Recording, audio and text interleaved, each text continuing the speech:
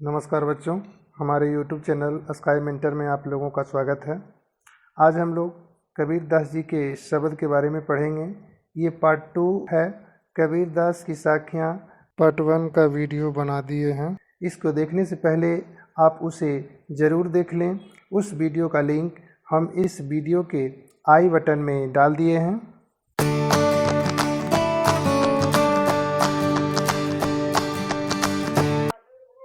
अब हम लोग कबीर दास के शब्द के बारे में पढ़ने जा रहे हैं, तो ध्यान देंगे। मोको कहाँ ढूंढे बंदे, मैं तो तेरे पास में। ना मैं देवल ना मैं मस्जिद, ना कावे कैलाश में। ना तो कौने क्रिया कर्म में, ना ही जोग बैराग में। खोजी हों तो तुरत मिली हों, पल भर की तलाश में। कहे कबीर सुनो भाई साधो, सब श्वासों की श्वास में। प्रस्तुत दोहे यानी शब्द के माध्यम से संत कबीर दास जी इस संसार के लोगों को यह बताना चाहते हैं कि ईश्वर तो सर्वव्यापी यानी सभी जगह मौजूद हैं। हम उन्हें मंदिर, मस्जिद और तमाम तीर्थों व धामों में ढूंढते रहते हैं। उनको पाने के लिए सैकड़ों क्रियाक्रम और कठिन योग करते हैं, लेकिन वास्तव में वो हर वक्त हमारे पास ही रहते हैं और उन्हें पाने के लिए कोई योग साधना की जरूरत नहीं है।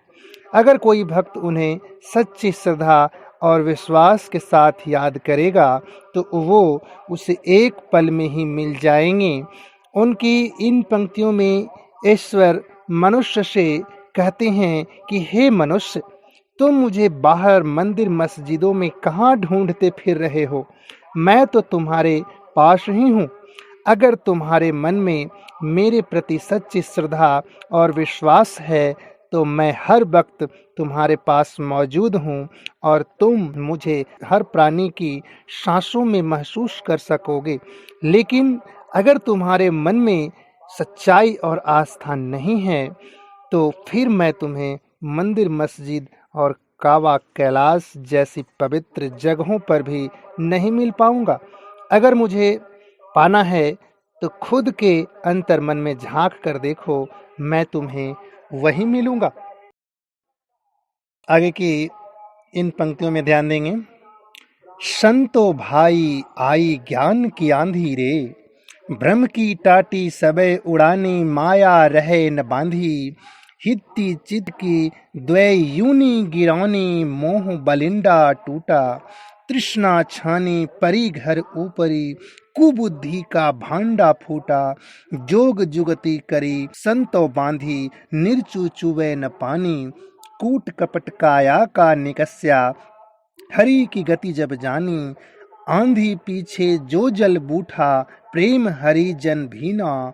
कहे कबीर भान के प्रगट, उदित भयातम खीना। प्रस्तुत दोहे यानी शब्द के माध्यम से संत कबीर दास जी इस संसार के लोगों को यह बताना चाहते हैं कि सांसारिक मोह, माया, स्वार्थ, धन लिप्सा, तृष्णा, कुबुद्धि इत्यादि बुराइयां मनुष्य में तभी तक मौजूद रहती है जब तक उसे आध्यात्मिक ज्ञान नहीं होता। जैसे ही मनुष्य को आध्यात्मिक ज्ञान की प्राप्ति होती है, उसके अंदर स्थित सारी सांसारिक बुराइयां और वासनाओं का अंत हो जाता है। इन पंक्तियों में कवि कहते हैं कि जब ज्ञान की आंधी आती है तो सांसारिक भ्रम रूपी बांस की छप्परों को माया रूपी रस्सियां बांध कर नहीं रख पाती और वो ज्ञान की आंधी में तिनके की तरह उड़ जाती है। सांसारिक भ्रम की छत को सहारा देने वाले स्वार्थ और लालच रूपी खंभे भी ज्ञान की आंधी में गिर जाते हैं। इसी तरह सच्चा ज्ञान माया मोह रूपी सांसारिक बंधन का भी नाश कर देता है। एक एक करके सभी सहारे हट जाने की वजह से तृष्णा रूपी छत भी धरती पर आकर गिर जाती है और इसकी वजह से कुबुद्धि रूपी सब बर्तन भी टूट जाती है।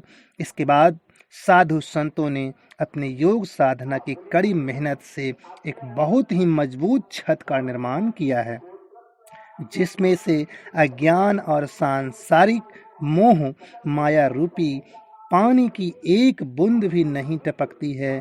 इस घर में मनुष्य के भटकने के लिए कोई राह नहीं है। यहाँ केवल अध्यात्म और प्रभु की भक्ति की ही एकमात्र राह है।